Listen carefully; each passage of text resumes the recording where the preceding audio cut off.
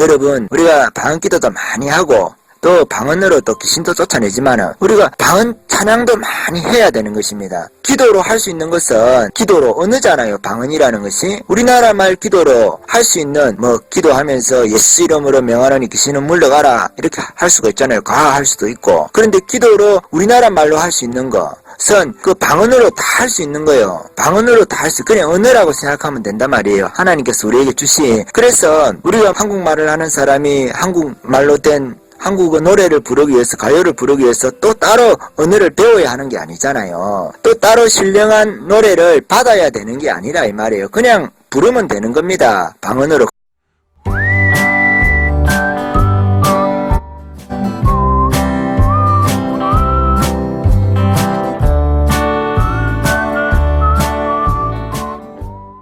처음에 예루살렘 교회에 임한 것처럼 사마리아도 고넬료 집에서도 에베소에서도 바울이 성령을 받을 때에도 성령께서 함께 하시고 방언 예언을 하게 했습니다. 왜냐하면 바울 같은 경우도 내가 다른 사람들보다 방언 말하기를 더 감사한다 하고 바울이 성령을 에베소 교인들에게 방언을 받게 하고 성령을 받게 하고 방언 예언을 하게 한 바울이 하나님 성령 받았을 때에 방언을 받지 않았다 하는 것은 이해할 수 없는 것이고 잘못된 것입니다. 바울은 성령 받을 때에 방언을 함께 받은 것입니다. 성령께서 말하게 하심을 따라서 성령이 충만한 자는 방언을 하게 되는 것입니다. 억지로 하지 않으려고 하는 사람이 있는지 모르겠지만 성령을 받으면 방언을 하게 되는 것입니다. 성령께서 충만할 때에 성령이 말하게 하심을 따라 성령께서 말하게 한다는 것입니다. 성령께서 우리 가운데 오시면 성령께서는 하시고 싶은 말씀이 많으신 거예요. 성령께서 하시는 말씀이 한국 사람이 말을 하면 한국말을 하고 영국 사람이 말을 하면 미국 말을 하고 일본 사람이 말을 하면 일본 말을 하고 중국 사람이 말을 하면 중국말이 되고 성령께서 우리 가운데 말씀하시면 방언이 되는 것입니다. 성령이 충만하여 성령이 말하게 하심을 따라서 말하는 것이 방언입니다.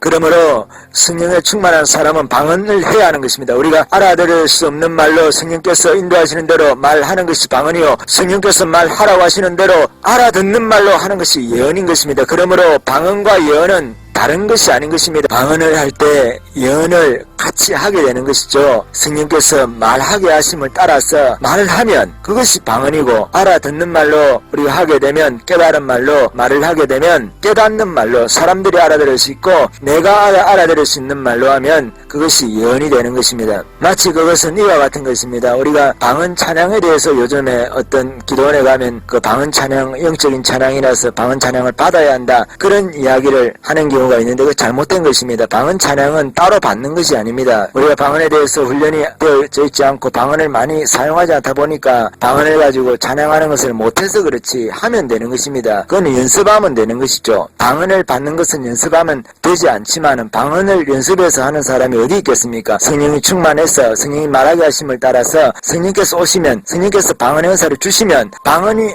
하게 되잖아요. 그렇게 하면 그것을 우리가 방언을 하고 싶을 때 기도할 때 언제라도 하는 것이잖아요. 성령께서 우리와 협력을 하시지만 우리가 이렇게 지금 방언 기도를 해야 되겠다 하면 언제든지 방언을 하는 사람은 지금이라도 5분 있다가도 사람들이 하지 마라 해도 내가 안 하겠다고 하기 전에는 내가 하고 싶으면 방언을 말을 할 수가 있는 것입니다. 방언 찬양은 거기다가 노래만 붙이면 되는 것이죠. 우리나라 말은 하는데 노래 못하는 사람은 없잖아요. 노래를 잘하고 못하고 차이지 노래는 다 하는 것이에요. 한국어로. 그러면 조금 못 부르는 사람이 있어가지고 듣기가 거북할 수는 있지만은 우리가 좀 듣기가 거북할 때가 있죠. 그 도라에몽이라는 애들이 보는 만화 프로그램을 아십니까? 거기 보면 퉁퉁이라고 있어요. 퉁퉁이가 노래를 하면 도라에몽하고 친구하고 난리가 나잖아요. 듣기 싫어가지고. 우리가 노래를 못하는 분은 계시지만은 못한다는 의미가 잘 못 부른다 그런 뜻이지 노래를 아예 못한다. 노래하는 것을 따로 언어를 배워야 된다 그런 것은 아니잖아요. 노래는 한국 사람이 한국어로 이렇게 노래를 하면 되는 거예요. 못할 수 있지만은 방언으로 그냥 방언으로 노래하면 방언 찬양이 되는 거예요. 바울 사도께서 하신 말씀대로 에베소서 말씀되면 시와 찬미와 신령한 노래 그 신령한 노래를 다르게 많이 해석하시는 분이 있는데 찬양 속에 깊이 들어가서 하는 신령한 노래다 그렇게 볼 수도 있겠지만 그 그냥 그대로 말씀드리면 방언 찬양이에요. 방언 신령한 영적인 노래라 이 말이에요. 그것이 왜냐하면 시와 찬미가 있잖아요. 앞에 찬미하고 다른 어떤 거라 말입니다. 우리나라 말로 이렇게 찬양을 하면 찬미죠. 그것을 곡을 안 붙이면 시잖아요. 시에다가 곡을 붙이면 찬미고 그런데 그것 말고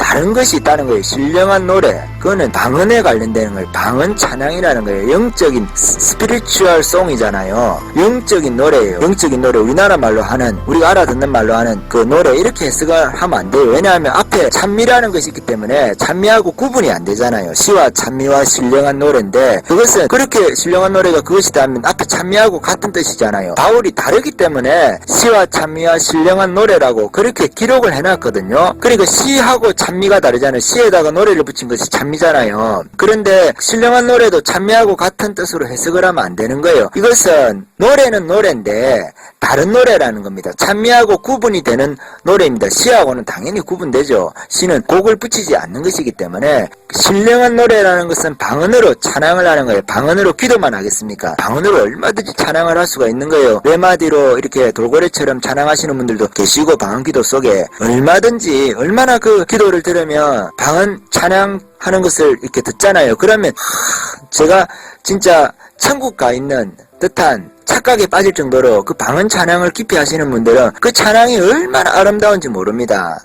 여러분, 우리가 방언 기도도 많이 하고 또 방언으로 또 귀신도 쫓아내지만은 우리가 방언 찬양도 많이 해야 되는 것입니다. 기도로 할 수 있는 것은 기도로 언어잖아요. 방언이라는 것이 우리나라 말 기도로 할 수 있는, 뭐 기도하면서 예수 이름으로 명하노니 귀신은 물러가라 이렇게 할 수가 있잖아요. 할 수도 있고. 그런데 기도로 우리나라 말로 할 수 있는 것은 그 방언으로 다 할 수 있는 거예요. 방언으로 다 할 수, 그냥 언어라고 생각하면 된단 말이에요. 하나님께서 우리에게 주신. 그래서 우리가 한국말을 하는 사람이 한국말로 된 한국어 노래를 부르기 위해서, 가요를 부르기 위해서 또 따로 언어를 배워야 하는 게 아니잖아요. 또 따로 신령한 노래를 받아야 되는 게 아니라 이 말이에요. 그냥 부르면 되는 겁니다. 방언으로. 애들이 노래 부를 때 잘 훈련이 안 돼가지고 가요 같은 거 어려운 곡조를 부르기가 애들이 얼마나 어렵습니까? 초등학교 애들은 학교종이 땡땡땡 그런 노래를 불러야 안 되겠습니까? 가요를 영어 가르치듯이 다른 언어를 뭐 배워가지고 그렇게 할 필요가 없는 거잖아요. 우리나라만 하면 우리나라 노래 부르는 겁니다. 방언하면 방언으로 노래 부르는 것입니다. 뭐 기도원 어떤 원장들이 이렇게 또 따로 방언 영찬이라 해가지고 영의 찬양을 받아야 된다, 배워준다, 그런 그 어떤 영적으로 그렇게 세분화시킬 필요가 없습니다. 방언으로 기도하시면서 방언으로 거기다가 곡을 붙이시면 영적으로 새로운 곡 이런 걸 좀 하기 어렵다, 어떤 흐름을 따라가기 어렵다 하면 찬송가를 그 방언으로 부르시면 그런 훈련 연습을 하시면 돼요. 그렇게 해서 나중에는 조금 깊이가 있으니까 방언 찬양도 들어봐도 서툰 분들도 있고, 많이 영적으로 깊이 기도하신 분들은 방언 찬양도 할 수 있게 정말 은혜가 되잖아요. 그 옛날에 뭐 예수전도라는 이렇게 테이프 5집 이런 데 보면 들어오라 지성소로 오라 이런 찬양 끝에 하면서 그 방언 찬양을 이렇게 하시잖아요. 그 이렇게 아주 은사주의적인 교회. 그래서 권사님이나 집사님들이 방언 기도를 정말 오래 하신 분들이 그 방언 기도를 깊이 들어가서, 기도에 깊이 들어가서 방언 찬양을 하는데요. 참 그거는 듣기만 해도 얼마나 아름다운 그 광경인지 몰라요. 그 정말 기도하는데 사상근심이 다 없어지고. 여러분, 우리가 방언 찬양, 방언 기도, 우리가 방언 기도, 방언으로 기도하면, 그게 조금 깊이 하면, 아니면 방언 기도 속에서 우리가 곡조를 붙여가지고 찬양하는 그런 것들도 하나님 우리의 찬송도 올려드리면 얼마나 좋습니까? 우리가 하나님께서는 모든 것을 가지고, 모든 수단을 동원해서 우리가 기도하고 찬송 드리기에 합당하십니다. 주님께서는 그 찬양을 받으시기에. 그렇기 때문에 여러분, 조금 더 방언 내가 찬양으로도 하나님께 영광을 돌려드려야 되겠다. 성가대 찬양하는 것보다 훨씬 그것이 하나님께 영광을 돌려드립니다. 성가대 하면 참 사람들 앞에서 찬양을 하기 때문에 하나님이 영광을 받는지 내 목소리가 영광을 받는지 그 모를 때가 많이 있잖아요. 사람들을 의식하기 때문에 다 하나님만 집중해가지고 밤에 기도하면서 방언 타고 방언 찬양 올려드리고, 또 우리나라 찬미로 또 요즘에 좋은 곡들이 얼마나 많이 나와 있어요. 젊으신 분들이나 또 영적인 분들이 그런 곡들을 가지고 하나님 앞에 전심으로 우리 영혼을 드리고 얼마나 아름답습니까? 여기서 또 제가 한 가지 더 말씀드리고 싶은 것은 방언 영서에 관한 문제입니다.